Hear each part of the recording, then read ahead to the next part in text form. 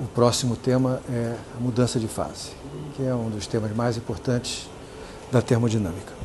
Muito bem, hoje a nossa agenda, eu vou continuar a discussão que a gente começou na aula passada sobre a maneira que a gente utiliza para converter todas as derivadas parciais envolvendo grandezas termodinâmicas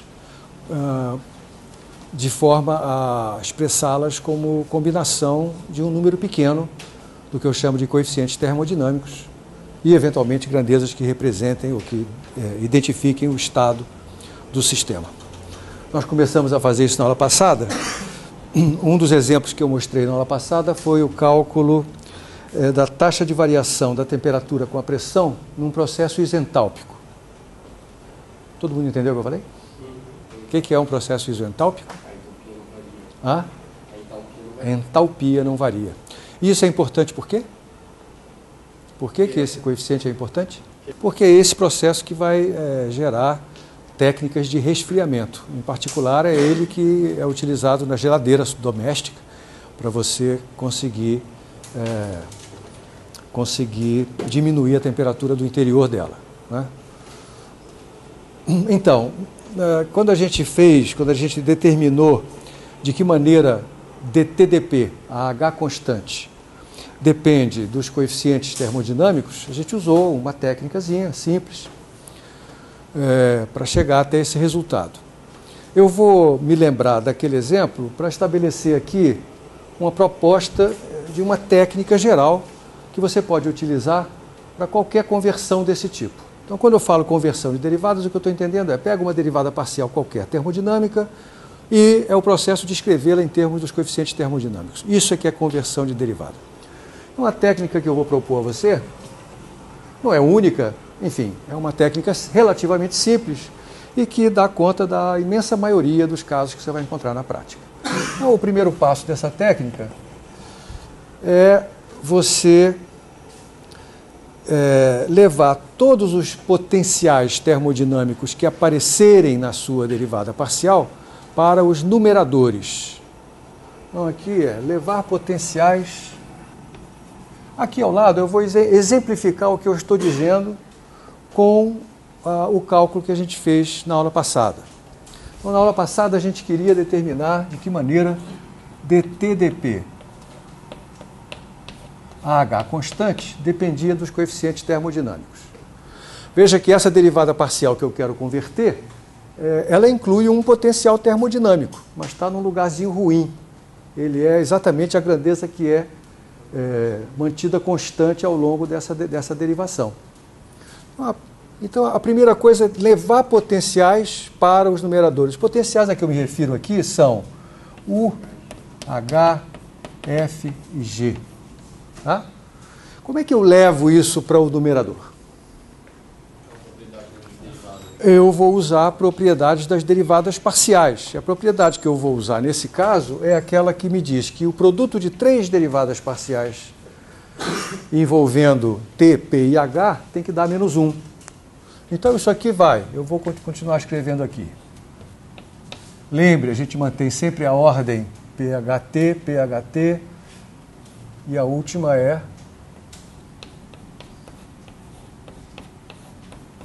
isso aqui tem que dar menos 1. Levei o H para um numerador, mas ainda tem um H fora do numerador aqui. Mas eu posso levá-lo para o numerador facilmente se eu passar isso para o outro lado. Porque vai ficar menos, eu passo isso aqui vai para o denominador. Eu vou escrever essa aqui primeiro. Porque a outra seria dPdH a T constante. Mas a gente também aprendeu que eu posso invertê-la, eu coloco ela no numerador e aí o H vai para cima. dH, dP, AT. Então, o primeiro passo foi cumprido. O segundo passo é eliminar esses potenciais através de suas diferenciais. Muito bem, o que eu quero dizer com isso? Olhe, por exemplo, para DH/dP a T constante. DH/dP a T constante é o quê? Ah, o de baixo é facílimo, né? Porque o de baixo a gente já sabe o que é. Isso aqui já morre sozinho, porque isso aqui é a capacidade térmica a pressão constante. Então eu tenho que me preocupar agora com o de cima. O de cima é que eu quero eliminar. Então eliminar o potencial através de diferenciais ou através da sua conexão com os coeficientes termodinâmicos, como foi o caso aqui. Muito bem, e como é que eu determino então, como é que eu elimino a entalpia desse numerador? Ah, eu lembro quem é DH. DH a gente obtém a partir de DU, da diferencial da energia, por uma transformada de Legendre. E essa transformada de Legendre faz com que as funções de P e V sejam invertidas. Na energia, nós temos um termo que é menos PdV, então tem uma diferencial de volume. Tá? Para a gente obter entalpia, a gente soma a energia ao produto PV, porque aí PdV vai sumir e vai ficar VdP, não é isso? Então nós vamos ficar com TdS mais VdP.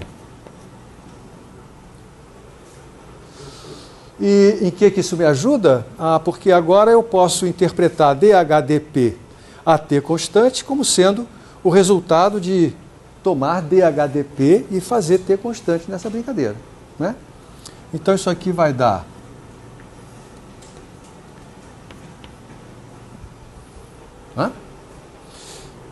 mas aí sobrou aqui uma derivada da entropia. Muito bem, aí tem o próximo passo.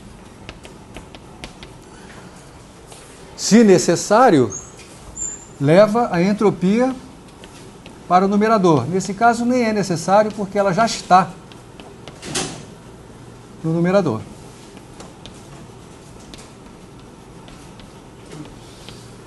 E aí eliminá-la. Por exemplo, usando uma relação de Maxwell. Vamos ver como é que eu posso fazer isso. Será que eu posso fazer isso nesse caso? Vamos ver. Aqui eu vejo que S pode ser entendida como a derivada de G com relação a T, com sinal negativo. Não é? G depende de T e P. A outra derivada de G, que é a derivada de G com relação a P, quando T é fixo, é V também com sinal negativo. Então, se eu tomar essa quantidade e derivar com relação a T, isso tem que ser igual à derivada desta quantidade com relação a P, porque são ambas segundas derivadas cruzadas da energia de Gibbs. E observe que os sinais estão iguais. Então, onde aparece ds dp a T constante, eu vou substituir por uma relação de Maxwell pelo que mesmo? S é dg dt a P constante. Por outro lado, V é dg dp a T constante. Se eu tomar a derivada disto com relação a T, isso é a segunda derivada de G na ordem PT.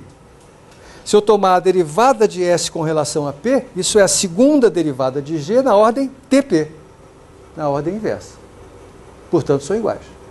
Então, ds dp a T constante é igual a dv dt a P constante.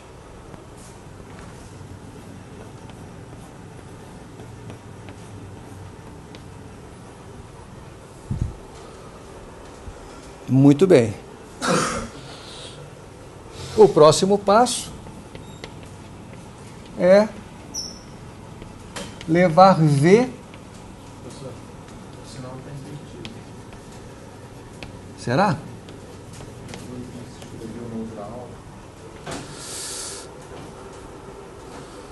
Vamos ver. S é dg dt a P constante com sinal negativo. V, tá certo. V é dg dp a T constante com sinal positivo. Então aqui tem um sinal de menos. Obrigado.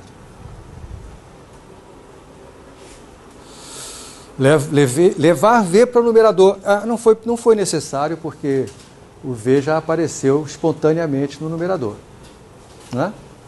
E agora? Agora, as derivadas de V que vão aparecer aí, elas vão estar todas ligadas a algum coeficiente termodinâmico. A que coeficiente termodinâmico essa derivada está relacionada? Ao coeficiente de expansão volumétrico, né? Que é, lembre, o coeficiente de expansão é I sobre V. 1 sobre V, dV dt a P constante. Portanto, isso aqui é o coeficiente de expansão vezes V.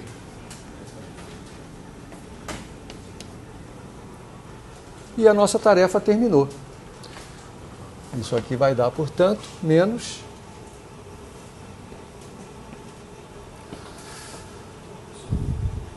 Menos beta V, né? Porque o beta não é negativo. É proporcional lá. Só isso aqui é que é o beta V, o menos está fora disso, né? Então isso aqui em cima fica V menos beta V, V em evidência. Ainda tem um T nessa brincadeira,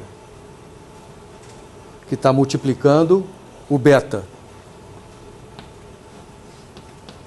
Pronto, aí está. Tá?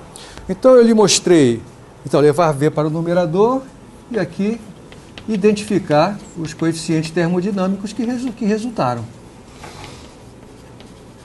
Essa técnica não é exatamente infalível, mas ela resolve a imensa maioria dos problemas que a gente vai encontrar aqui na nossa disciplina.